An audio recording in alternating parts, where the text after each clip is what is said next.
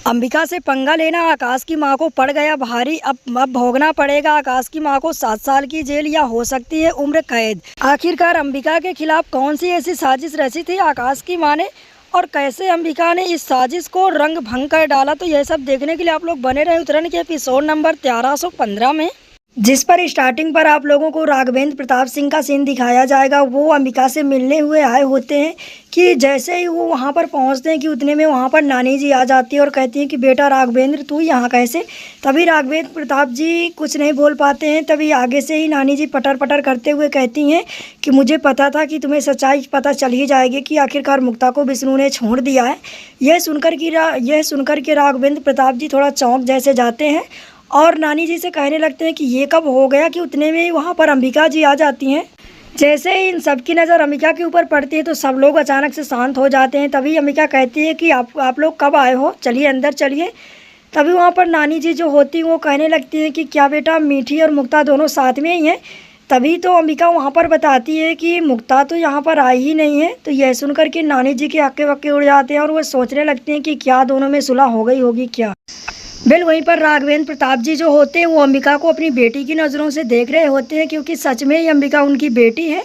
और वहीं पर आकाश की माँ भी होती है जो दूर से ही खड़े खड़े सारा नज़ारा देख रही होती है, क्योंकि आकाश की माँ ने अंबिका को बाहर गोली लेने के लिए भेजा हुआ और उसका पीछा वो इसलिए कर रही है ताकि अंबिका को वो जान से मरवा सके। बट ऐसा कुछ सीन होने वाला नहीं है, क्योंकि अंबिका भी कम चालाक नहीं है और वो खुद ही अभी आकाश के माँ को सबक सिखाने वाली है।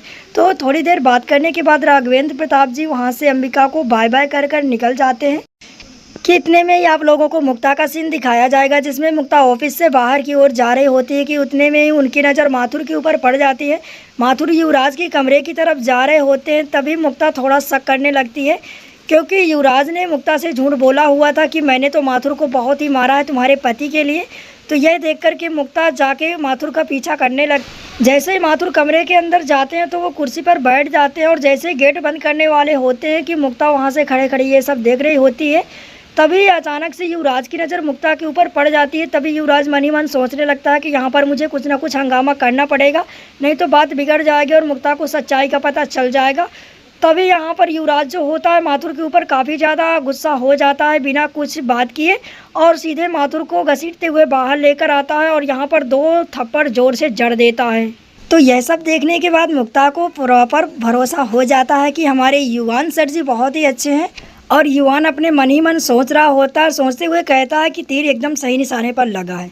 बिल यहीं पर आप लोगों को अंबिका का सीन दिखाया जाएगा, जिसमें अंबिका मार्केट की तरफ जा रही होती है और उनकी सासू माँ जो होती है वो अंबिका का पीछा कर रही होती है, क्योंकि उसको ये इंतजार रहता है कि कब अंबिका थोड़ी सी अकेले पड़ जाए और मेरे गुंडे आकर के अंबिका के ऊपर हमला कर दें। और ठीक ऐसा ही होता है। जैसे ही अंबिका कुछ दूर जाती है कि सामने से देखते हैं कि वहाँ पर एक 4 व्हीलर आती है और अंबिका के सामने अचानक से खड़े करके उसमें से 4-5 लोग बाहर निकल कर आते हैं और कुछ लोगों को हाथ में तो चाकू भी होता है।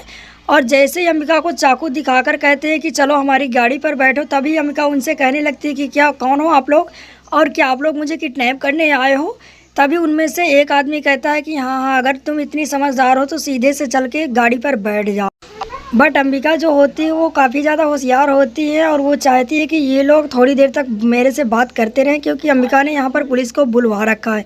और थोड़ी देर बात करने के बाद यहाँ पर पुलिस भी आ जाती है और जैसे पुलिस आती है तभी अंबिका जोर से हंसती हुई कहती है कि बेटा आप लोगों ने बहुत दिन से चोर और पुलिस का खेल नहीं किया, इसलिए चलो और तुम्हारे खातिरदारी के लिए तुम्हारे मेहमान आ चुके हैं। वेल यहीं पर आकाश की माँ जो होती है वो काफ़ी ज़्यादा डर जाती है और जैसे ही भागने वाली होती है तो वह देखती है कि सामने एक इंस्पेक्टर साहब खड़े हुए हैं और कह रहे हैं कि माता जी रुक जाइए, मैंने आपको नंगे हाथों पकड़ा है और आपको मेरे साथ चलना होगा और आपने DCP चौबे से पंगा लिया है, इसका परिणाम तुम्हें बहुत ही बुरा मिलने वाला है।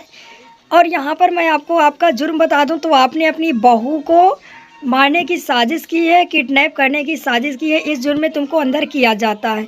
तभी यहाँ पर अंबिका भी आती है और कहती है कि सासू माँ जाइए, आप मेरी सासू माँ हो और ये मेरे पिताजी के दोस्त हैं और आपकी खातिरदारी में कोई भी कमी नहीं रखेंगे। आपका सर दर्द कर रहा था ना, तो आप वहीं पर जाइए और हवालात में ठंडी फर्श के मज़े लीजिए। इतना कह कर के अंबिका वहाँ से चली जाती है और यहाँ पर आकाश की माँ को पुलिस वाले लेकर के जेल में बंद कर देते हैं। फिर यहीं पर आप लोगों को माथुर का सीन दिखाया जाएगा, जिसमें माथुर पिटाई खाने के बाद वहीं पर खड़ा ही होता है कि वहाँ पर युवराज आता है और कुछ नोटों के बंडल माथुर साहब को देते हुए कहता है कि ये लो, अब तुम्हारा दर्द कम हुआ या नहीं। और वहीं पर ये भी बताता है कि वहाँ पर विष्णु की बीवी खड़ी हुई थी और वह तुमको देख रही थी, इसीलिए मैंने तुमको मारा है। वेल यहीं पर हवालात का सीन दिखाया जाएगा, जिसमें आकाश की माँ के साथ वहाँ पर दो लेडीज़ बहुत ही छेड़खानी करती हैं और थोड़े मज़े भी लेती हैं यहाँ पर बुढ़िया बुढ़िया कह के, और वो काफ़ी ज़्यादा जलस फील कर रही होती है। तभी आकाश की माँ जोर से चिल्लाते हुए एसीपी की ओर इशारा करती है और कहती है कि मेरा गेट खोलो। तुम्हें पता होना चाहिए कि मैं कौन हूँ। आकाश बुंदेला जो एड कंपनी है, मैं उसके मालिक की माँ हूँ। और ये सुनकर के इंस्पेक्टर साहब काफ़ी ज़्यादा गुस्सा हो जाते हैं। और आज के एपिसोड का एंड यहीं पर ही होता है। आगे की कहानी बताएंगे आपको अगले आने वाले एपिसोड में। तो दोस्तों चैनल पर नए हो सब्सक्राइब करके वीडियो को फ्री का लाइक ज़रूर करना। चलिए मिलते हैं नेक्स्ट वीडियो में, तब तक के लिए जय हिंद, वंदे मातरम, बाय बाय।